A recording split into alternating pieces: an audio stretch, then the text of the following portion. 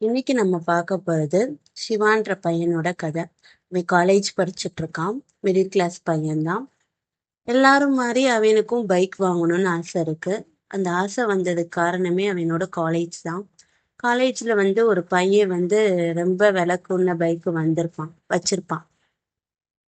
எல்லாருமே அவனை பேர் சொல்லி கூப்பிடுறத விட அந்த பைக் நேம் தான் சொல்லி கூப்பிடுவாங்க. அவனோட அடையாளமாவே அந்த பைக் ஆகிருச்சு. அதனால இவனுக்கும் ஒரு ஆசை, நம்ம சிவாக்கும் நம்மளும் பெரிய பைக் வாங்கணும்னு. அதனால ஒரு 3 வருஷமா சேர்த்து வச்சு அன்னைக்கு பைக் வாங்கணும்னு முடிவு பண்ணியிருந்தான்.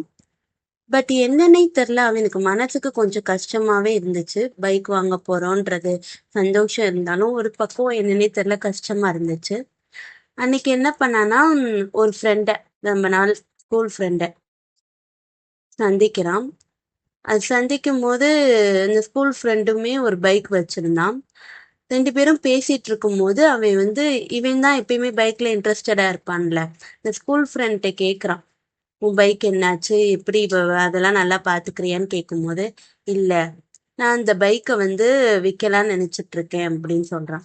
உடனே சிவா, எதுக்கு நீ இதெல்லாம் விற்கலான்னு நினைக்கிற அப்படின்னு உடனே இந்த ஸ்கூல் ஃப்ரெண்ட் சொல்லுவான், இல்ல, தெரியாம வாங்கிட்டேன். அதுக்கு இன்சூரன்ஸும் அதிகமான விலைக்கு தான் போட வேண்டியதா இருக்கு. பெட்ரோலுமே நிறைய போட வேண்டியதா இருக்கு மத்த பைக்கை விட இந்த பைக்குக்கு.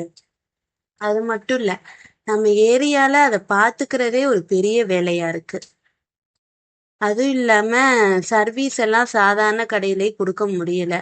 சர்வீஸுக்கும் மற்ற பைக்கை விட இதுலதான் அதிகமா காசு ஆகுது அப்படின்னு ஸ்கூல் ஃப்ரெண்டு அந்த நம்ம சிவாட்ட சொன்ன உடனே இதெல்லாம் கேட்டுட்டு சிவா கொஞ்சம் ஒரு குழப்பத்துல வீட்டுக்கு போனான். வீட்டுக்கு போய் அன்னைக்கு நைட்டு நல்லா யோசிச்சு பார்க்குறான். யோசிச்சு பார்த்து அடுத்த நாள் பைக் வாங்கும்போது ஒரு சிம்பிளான பைக்கை வாங்கிட்டு காலேஜுக்கு போனான். காலேஜில் எல்லாருமே இவன் பைக் வாங்கியிருப்பான்னு நினச்சிட்டு இருப்பாங்க. பார்க்க வந்தா இவன் ரொம்ப சிம்பிளான பைக்கை வாங்கியிருக்கத பார்த்துட்டு, ஏன்டா இதை வாங்கின அப்படின்னு கேட்டான். இல்லடா, நான் மற்றவங்கள மாதிரி ரொம்ப டிராவல் இதெல்லாம் பண்ண போறது இல்லை. அது மட்டும் இல்லை, எங்கள் அம்மாவுக்குமே இதுதான் கம்ஃபர்ட்டாக இருக்கும். இந்த பைக் தான். ரொம்ப பெட்ரோலுமே கம்மியா போட்டா போதும். அந்த பைக் மாதிரி ரொம்ப கூடைக்கு போட தேவையில்ல. என்னோட ஏரியாலையும் அந்த மாதிரி பைக்கை வாங்கிட்டு பாதுகாக்க முடியாது. சர்வீஸும் எங்க வேணா நான் கொடுத்துக்குவேன். இந்த பைக்னா எனக்கு இப்போதைக்கு இந்த பைக் தான் செட் ஆகும் அப்படின்னு சொல்லிட்டு அவன் கிளம்பிட்டான். இன்னைக்கு காலேஜை விட்டுட்டு இப்படியே அவன் லைஃப் போயிட்டு இருக்கும்போது காலேஜ் முடியுது.